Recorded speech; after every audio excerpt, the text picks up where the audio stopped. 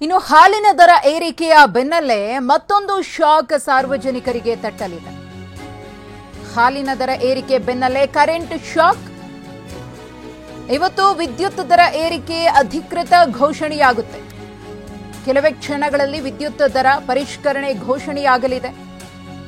ಕೆಇಆರ್ಸಿಯಲ್ಲಿ ವಿದ್ಯುತ್ ದರ ಪರಿಷ್ಕರಣೆ ಘೋಷಣೆ. 3 ವರ್ಷಗಳ ವಿದ್ಯುತ್ ದರ ಇಂದೇ ಘೋಷಣೆಯಾಗುವ ಸಾಧ್ಯತೆ ಇದೆ. ಪ್ರತಿ ಯೂನಿಟ್ಗೆ 36 ಪೈಸೆ ಹೆಚ್ಚಳದ ಘೋಷಣೆ ಮಾಡುವ ಸಾಧ್ಯತೆ ಇದೆ. ದರ ಏರಿಕೆಗೆ ಎಸ್ಕಾಂಗಳಿಂದ ಪ್ರಸ್ತಾವನೆ ಸಲ್ಲಿಕೆಯಾಗಿತ್ತು. ಕೆಇಆರ್ಸಿಗೆ ಪ್ರಸ್ತಾವನೆ ಸಲ್ಲಿಕೆಯಾಗಿತ್ತು ಎಸ್ಕಾಂಗಳಿಂದ. ಅಳೆದು ತೂಗಿ ಇವತ್ತು ಅಧಿಕೃತವಾಗಿ ದರ ಏರಿಕೆಯನ್ನು ಘೋಷಣೆ ಮಾಡುವ ಸಾಧ್ಯತೆ ಇದೆ. ಪ್ರತಿ ಯೂನಿಟ್ಗೆ 36 ಪೈಸೆ ಹೆಚ್ಚಳವಾಗುವ ಸಾಧ್ಯತೆ. ಇನ್ನು ಇವತ್ತು ಅಧಿಕೃತವಾಗಿ ವಿದ್ಯುತ್ ದರ ಏರಿಕೆ ಘೋಷಣೆ ಆದರೆ ಏಪ್ರಿಲ್ 1ರಿಂದಲೇ ಈ ಪರಿಷ್ಕೃತ ದರ ಅನ್ವಯ ಆಗಲಿದೆ ಅಂತ ಕೆಇಆರ್ಸಿಯು ಕೂಡ ಘೋಷಣೆ ಮಾಡಲಿದೆ. ಹಾಲಿನ ದರ ಏರಿಕೆ ಆಯಿತು. ಹಾಲಿನ ದರ ಏರಿಕೆಯ ಬೆನ್ನಲ್ಲೇ ಜನಸಾಮಾನ್ಯರಿಗೆ ವಿದ್ಯುತ್ ದರ ಏರಿಕೆಯ ಬಿಸಿ ತಟ್ಟುವ ಎಲ್ಲ ಸಾಧ್ಯತೆಯೂ ಕೂಡ ಇದೆ. ಇವತ್ತೇ ಅಧಿಕೃತವಾಗಿ ವಿದ್ಯುತ್ ದರ ಏರಿಕೆಯ ಬಗ್ಗೆ ಘೋಷಣೆಯನ್ನು ಮಾಡುವ ಸಾಧ್ಯತೆ ಇದೆ. ಪ್ರತಿ ಯೂನಿಟ್ಗೆ 36 ಪೈಸೆ ಹೆಚ್ಚಳ ಮಾಡಿ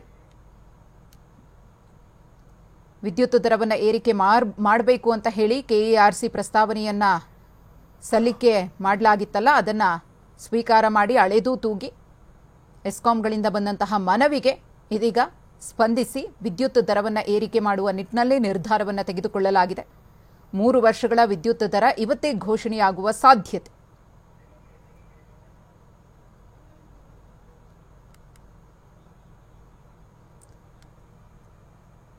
ವಿದ್ಯುತ್ ದರ ಏರಿಕೆಯ ಬರೆಯೂ ಕೂಡ ಗ್ರಾಹಕರಿಗೆ ತಟ್ಟಲಿದೆ.